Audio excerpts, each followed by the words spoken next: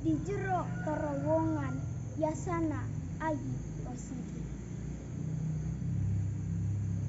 Sagala rupa sora tepuguh asalna campuh ngaguruh di jero terowongan. Sakuriling bungking rata taya cahya nu bisa ngabeda-beda.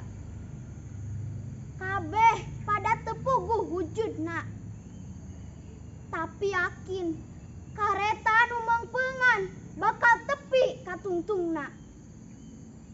Sagala rupa kayakinan pating belesat di arah duju melegur di jero terowongan.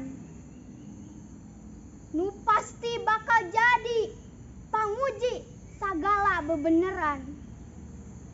Sagala rupa bebeneran pabentar tinggal ger kabeh pada hara yang jadi bener sorangan di jero terowongan. Moal silih eledan, moal aya nu ngelehan. Serewu sora, serewu kayakinan, neangan bener sorangan-sorangan di jero terowongan. Kareta mengpeungan maratakeun peuting, neangan tungtungna, neangan wujudna. Bandung, 24 Desember 1864.